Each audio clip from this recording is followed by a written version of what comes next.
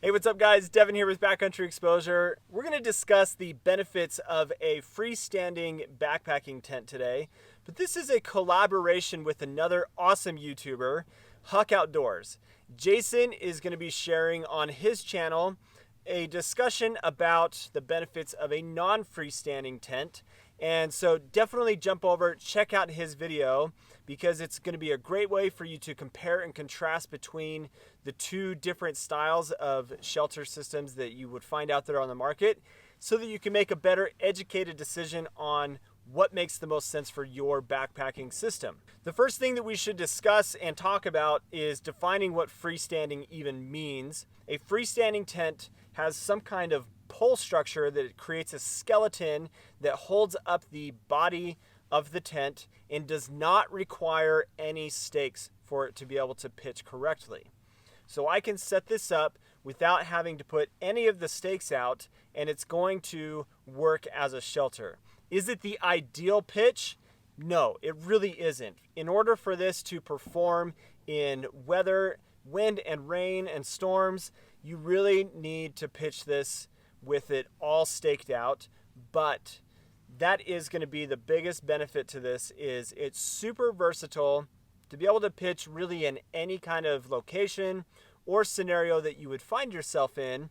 And so if you're only going to invest in one product, typically I suggest that people invest into a freestanding tent, because it's just going to allow for more options available. When I'm down in the desert, often I don't find awesome places to be able to pitch. Either it's very sandy and it's hard to get stakes to stay in the ground, or I find myself on top of slick rock, which means that I cannot drive stakes into the ground. So having a freestanding tent really allows me to just kind of cover my bases of being able to pitch anywhere at any time. The other great benefit of a freestanding tent is I've got a lot of living space on the inside.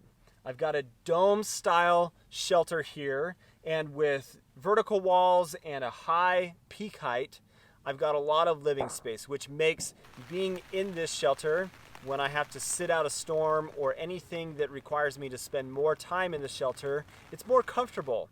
And I have found that with some of the non-freestanding tent designs, they focus so much on saving weight and reducing weight that they cut out that livable space on the inside of the tent. And that is one of the best benefits of using a freestanding tent, is the living space on the inside. If you are going to be sharing a dome style two-person tent with somebody, typically they are really easy for you to share the load and split up the items of the tent. You've got a removable rain fly, you've got a tent body, you've got stakes, and then the pole structure. So I can take all four of those pieces and separate them and give half of it to my friend and let him carry some of the weight, so that we're carrying less weight total. It's a little bit more difficult to do that with a non-freestanding shelter system, because usually they are single wall.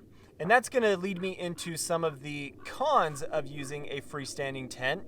And that is, you've got more pieces to this. And because of that, I do have to worry about how much this is going to weigh.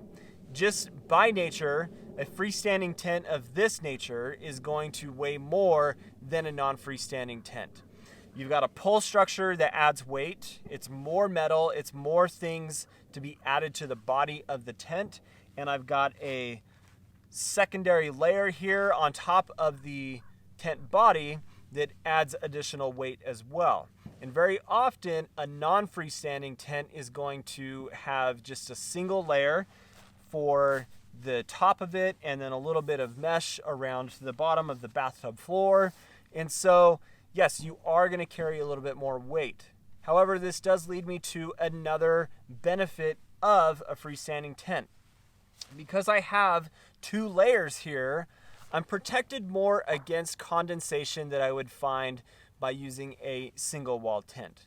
Now, not all non-freestanding tents are single wall. There are double wall non-freestanding tents, but for the most part, a freestanding tent is going to have two layers to it. You're going to have a tent body and then a rain fly that goes on top of it. And again, what that just allows is for protection against condensation by having a barrier of the mesh body of the inner tent from the rain fly.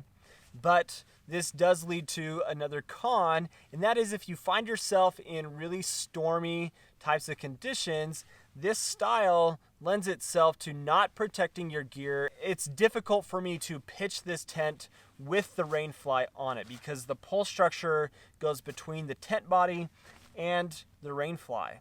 And so I do have to pitch the tent with the rain fly off. And if I am in a storm and I just need to get my shelter up, this is a more difficult type of situation for me to get the tent pitched without getting my gear wet. Well, there you have it, guys. That's all of the simple benefits of a freestanding tent like this. Curious what you guys think. Leave your comments down in the comments section. If you have questions about the differences between a non-freestanding and a freestanding tent, please ask the questions below. But again, go check out Jason's video, Huck Outdoors. His link for his channel is down in the description. And go watch his benefits of a non-freestanding tent so that you can make a better decision on which makes more sense for you, like I said at the beginning of the video. So thanks for watching, guys. If you're not subscribed to the channel, you know what to do. Hit that subscribe button and hit the bell notification to get notified when I post new videos. That's the best way to just get a video as soon as it comes out. Have an awesome day, guys. We'll see you on the next video.